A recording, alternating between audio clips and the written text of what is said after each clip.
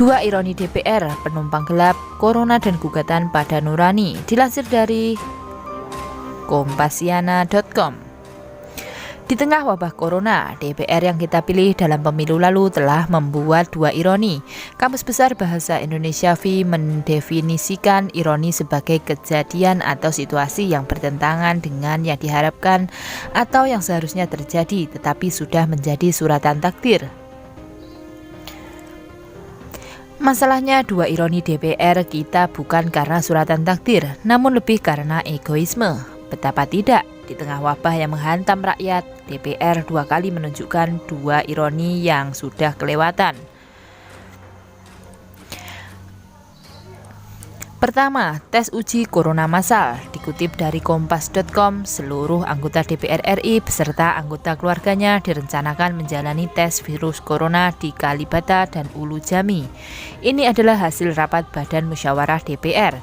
Kebenaran kesimpulan rapat ini dikonfirmasi pada Sabtu 21 Maret 2020. Meskipun tes uji corona ini adalah bagian dari paket asuransi yang didapatkan 575 anggota DPR, tak pelak hal ini menuai kontroversi di tengah sulitnya masyarakat mengakses tes corona. Bahkan hingga datangnya tes kit corona, hingga kini persentase populasi rakyat yang telah menjalani tes penapisan corona sangat rendah. Penyebabnya seperti banyak diulas media, pemerintah memprioritaskan tes bagi tenaga medis dan orang-orang terduga corona.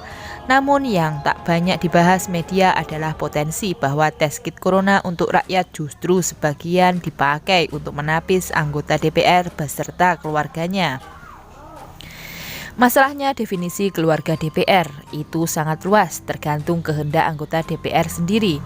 Kita tak pernah tahu di belakang layar sudah berapa ribu tes kit corona disalahgunakan untuk menapis anggota parlemen dan pejabat tinggi lain beserta keluarga mereka.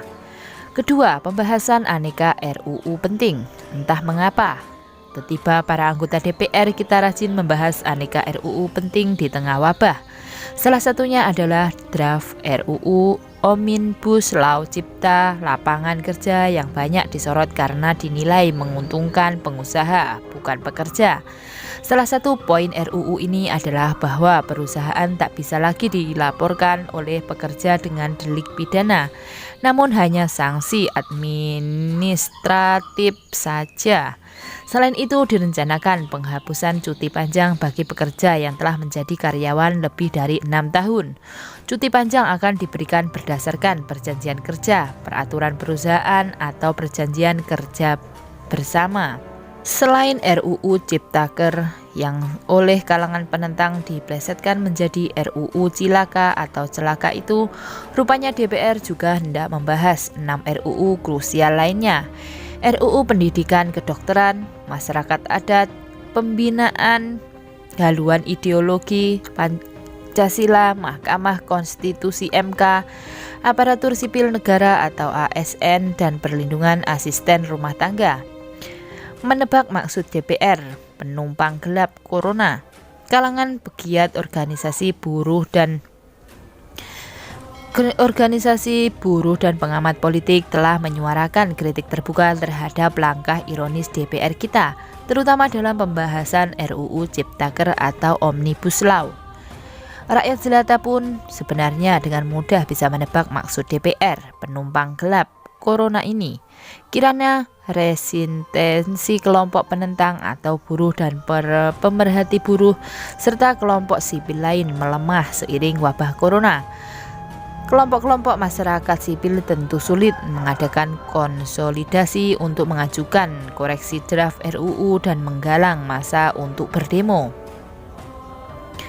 Pertanyaannya, untuk siapa DPR kita tertiba rajin kejar setoran di tengah wabah corona? Dalam situasi ini, logika sederhana kita mengatakan jika bukan untuk buruh, maka untuk pengusaha. Tentu kebenaran logika ini di lapangan bisa diuji aparat penegak hukum. Benarkah ada deal-deal kotor di balik gerak cepat atau gercep DPR di tengah wabah? Sangat disayangkan, para wakil rakyat kita seakan menutup mata di tengah derita rakyat kecil akibat corona. Saat pemilu semua berjanji membela rakyat. Ketika sudah nyaman di Senayan, rebutan dapat tes corona eksklusif. Kita yakin di antara 575 anggota DPR ada tokoh-tokoh yang masih dapat kita harapkan.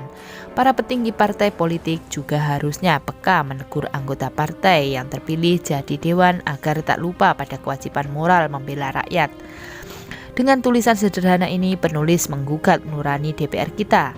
Setiap keputusan bukan hanya harus dapat dipertanggungjawabkan di dunia, tapi juga di akhirat. Penting diingat, pejabat adalah pelayan rakyat. Salam peduli.